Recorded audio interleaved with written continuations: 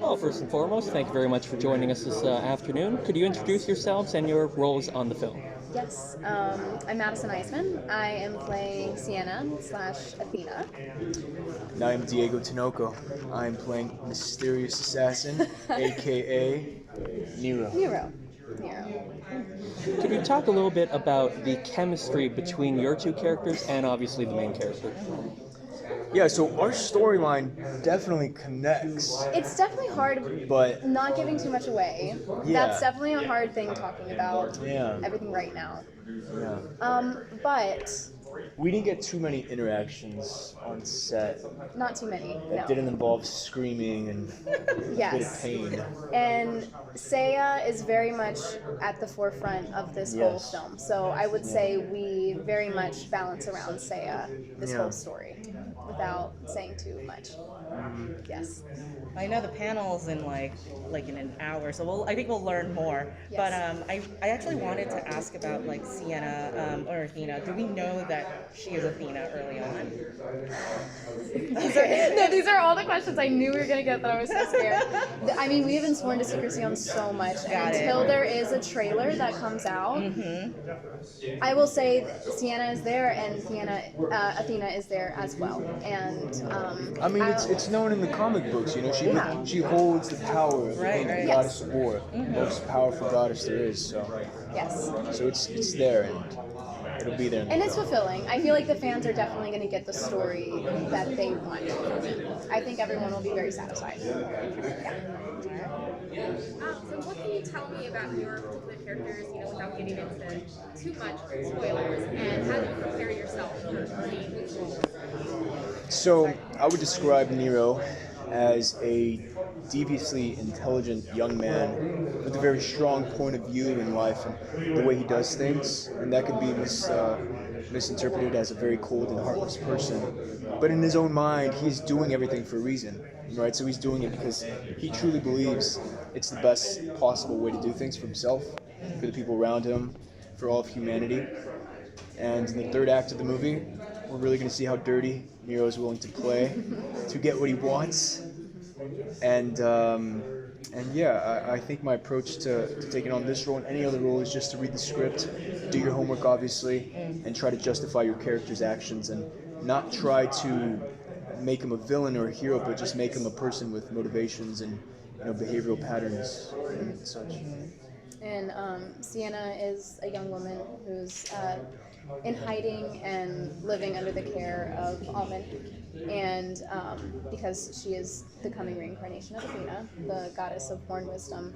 And she's a little stubborn and hard-headed, but I think all of that comes from, she sort of is struggling with like an identity crisis and an imposter syndrome of her true destiny and where her path is supposed to take her, which, part of her would rather just be a young girl and run away and be a normal teenager for a couple hours. But as far as research, I mean, it was definitely, I think we were two of the last cast, I think. So we had about... They saved the best for last. They did. That's true. That's what they say. Yes, we had a short amount of time to do a lot of research, and there was a lot of research, as you know, the universe is massive. So, and thank God there were specialists on set, so anytime we had any questions about anything, I think they hated us probably by the end of filming with all the questions that we had. But in that, and like a lot of research on Greek mythology specifically, because I really didn't know much about it. But yeah, I feel like it was just information. At least for me, I was like, I want to know as much as I can. I mean, there's a huge responsibility that comes with being a part of this universe because the fans have been a part of it for decades, and you really, I mean, this is for them, and we want to give them the best movie possible. And I feel like that really comes from understanding what we're doing. Could you talk a little bit about Tomek, his style and personality as a director? Yeah, so I mean, Tomek is obviously very experienced in this world. He's coming off The Witcher, which is a pretty great established show with Henry Cavill, if you haven't seen it. And working with him was a blast. I mean, you always knew when you were doing a good job or when you weren't, because he'd always do like this happy dance when he got the take that he liked. He's a very serious guy, but he would Yeah. always, if you could get Tomasz Yeah. to dance, Yeah. you'll have to bring it up to him. Tell him he told you. And you knew when you didn't get a take that was good, because I mean he would flat out just tell you. He'd be like, He'd be like, yeah, you could do better. You could do better. So I enjoyed that honesty. It wasn't an ego trip with him. It wasn't we put emotions to the side when it came to the work. It's either good or wasn't, and there was a vision to be captured, and I think we certainly captured it.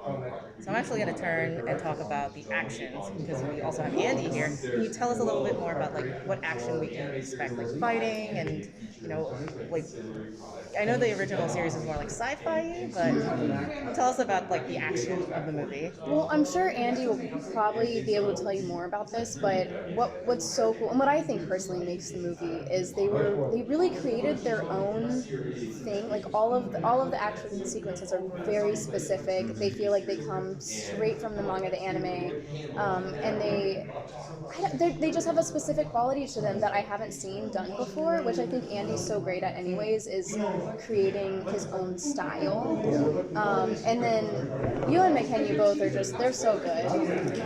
You guys take a lot of the fighting. We had a lot of action stuff. Yeah, I gotta admit I was pretty nervous working with such an icon and legend like Andy. I mean, he's worked on several movies with Jackie Chan, my own personal favorite, Marvel Shang-Chi and the Legend of the Ten Rings. So this isn't a rookie, choreographer. This is like somebody who knows what he's doing. He's been doing it for so many years. And each project that he does, adding on to what Madison said, he does it and he knows what he's doing. And each project has its own style. And I think we're going to see something that's new and exciting, and we owe it all to Andy. And it's really good. It's very cool. Like even and in the panel, you guys will see. Maybe I shouldn't say that. TBD. But there's things to see, and everyone might be getting a sneak peek, and it's this will probably come out after the panel, anyways, right? You're gonna get a sneak peek. There's a sneak peek, and it's literally just his stunt team, and it is shot by shot. It is so impressive. He's just the coolest man. And his whole entire stunt team is like great to work with. Incredible. Yeah, They really took us under their wing. Yeah. I think that's the most impressive part of everything, is everything Andy's created. Yeah. Excellent, thank you. So how would you say Knights of the Zodiac is different from other live action adaptations of like manga and animes? I mean, I feel like it's so new, like more and more we're gonna start seeing this trend kind of come to life and happen. Exactly, yeah. But I feel like the number one thing is just because Saint Seiya specifically has been around for so long, and we're doing this with Toei Animation too. Like they're the people who've been a part of this, so I don't think they would put out anything that they thought was distasteful to the original anime. I hope not. I've heard from many people inside that like they really love it too, and we have the right team behind it. I think that's what's really going to be important at the end. Yeah. I mean, you've seen Marvel do it with their films, you've seen DC do it with their films, and I think we're entering a new stage in cinema where anime is transitioning over to making their like debuts in movie theaters, live action adaptations. You're seeing it with One Piece, you're going to see it with our film, and I'm sure our film and One Piece are going to be the gate openers to this whole new storm of anime live action adaptations. So it's an exciting time. Are they doing it now too? I mean, it's everywhere. Like it's very impressive. I think Netflix they've put in so much money behind their anime section. It's very cool. It's cool to be a part of it. They're redoing Death Note, I think, too, right? Yeah, that's what that was. Okay. Yeah. Oh, cool. So- That'll be fun. Hopefully it's good. Yeah. It's one of my favorites. Is it? Okay. Yeah. Sensitive material. Toei Animation has talked about this film as being the basis for future films. I know this film obviously hasn't been released yet, but having done your research and acted in this project, how much more potential for more stories and more films do you see here? So much. I mean, yeah, there's so many. You know the anime. There's so many stories within this anime. There's so many different characters and.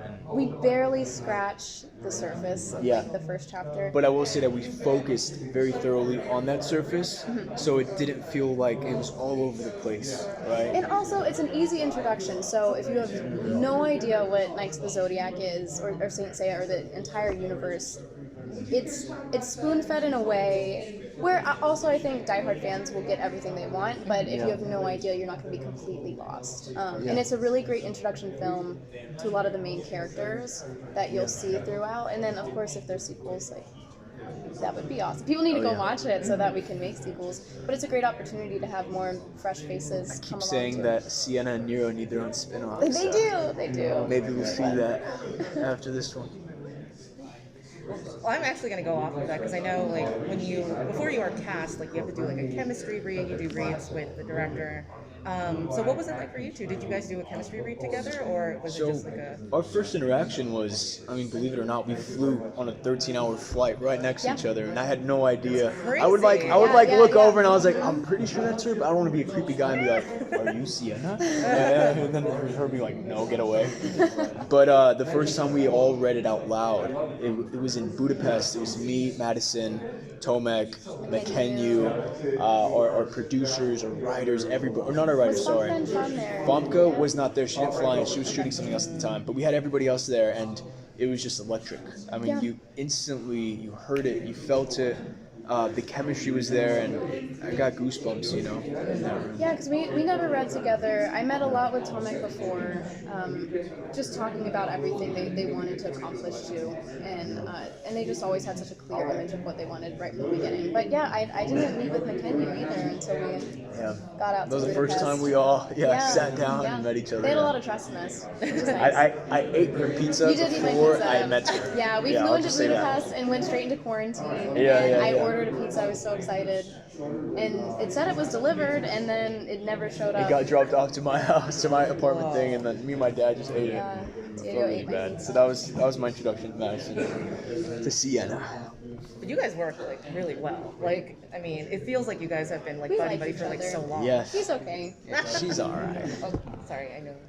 Oh, We're gonna mosey you two over here. Or you guys got any more questions? Do you have one last question? Yeah, very quick. If they could adapt any anime into a live action for you to play in, if you watch anime, what would it be? I'm such a baby to anime. I have so much catch up to do. You probably know way more than I do. It's been done, and it hasn't been done right. I think we have the technology now for it. Dragon Ball Z, Gohan.